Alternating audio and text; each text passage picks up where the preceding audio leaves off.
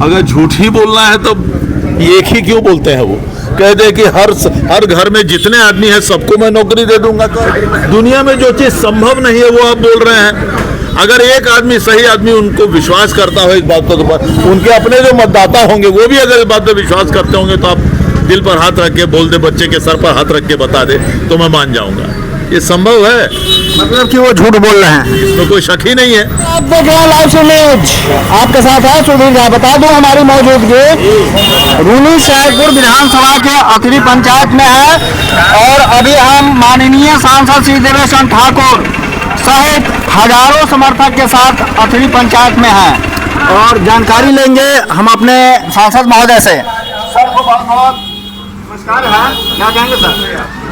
माननीय पंकज मिश्रा विधायक हमारे रह चुके हैं 5 साल और उनके कार्यशैली से सभी लोग वाकिफ़ हैं। सभी लोग ने देखा है कि वो मेहनती आदमी हैं, काम कराते हैं, विकास कराते हैं और चौतरफा विकास सभी लोगों को समावेशी विकास करवाते हैं। उसमें कोई तबका छूटता नहीं है। जुझारू आदमी, हम समझते हैं कि हमारे गांव, हम तो अपने पैतृक गांव में हैं, यहाँ पर हैं, हम समझते हैं कि वो हमारे वोट के हकदार निश्चित रूप से हैं और उससे भी ज़्यादा हमारे वोट के अगर हकदार कोई है तो नरेंद्र मोदी और नीतीश कुमार हैं। इसमें कहीं कोई शक नहीं।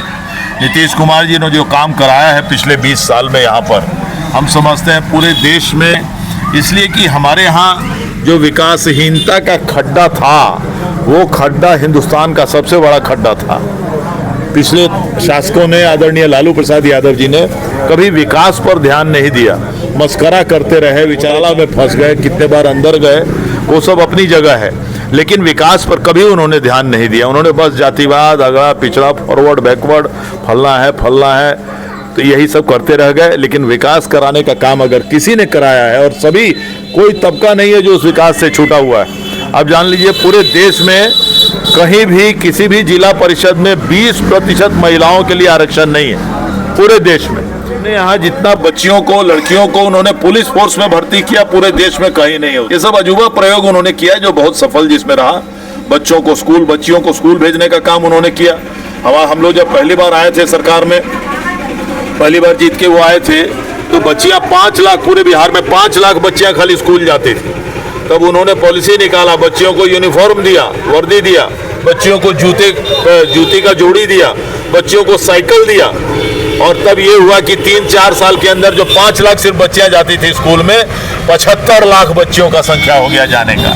तो ये सब उनका प्रयोग है, सब उनका काम है। हम समझते हैं कोई, जब अब सड़कों का क्या हाल था हम लोग को बताने की जरूरत नहीं। हमारे कटौझा के जैसा हाल जो है पूरे बिहार में, उतना खराब हालत कहीं नहीं था। उसी नदी कटौझा पुल नहीं था, उसमें हम लोग को पहले नाव पर बैठ के, तब ट्रैक्टर पर बैठ के, तब बैलगाड़ी पर बैठ के इसी तरह से आना पड़ता था कितने सालों तक। सबसे पहला अगर पुल बना तो हमारा पूरे बिहार में सबसे पहला कटौझा पुल बनाया गया।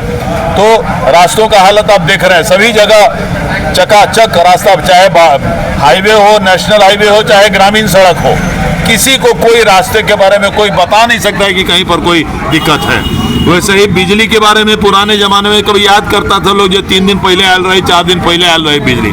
अब जो है सो कोई याद नहीं रहता। कोई अब पूछिए किसी को कि बिजली कब जाती है, कब गई, कोई बता नहीं सके आपको कि बिजली गई, किसी को याद नहीं रहता। तो ये सभी तरह से विकास ऑर्डर को जो है ये किया है, इतना ज़्यादा काम किया है पूरे इसमें, और उसमें आदरणीय नरेंद्र मोदी जी हैं, भारतीय जनता पार्टी का साथ रहा है। हम समझते हैं कि कोई दूसरा आदमी अगर वोट मांगने भी जाता है तो हम जानते हैं जनता किसी को दूसरे को वोट देने वाली नहीं है। सवाल और है, माननीय तेजस्वी यादव जी का कहना है कि हर घर से इस बार इस चुनाव के बाद अगर हमारी सरकार बनती है तो हर घर से एक सरकारी नौकरी हम लोग देंगे। इसमें कोई शक ही नहीं है।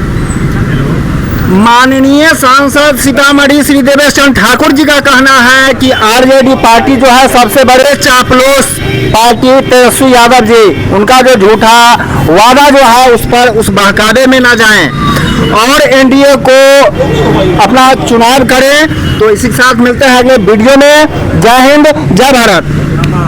बहुत बहुत धन्यवाद।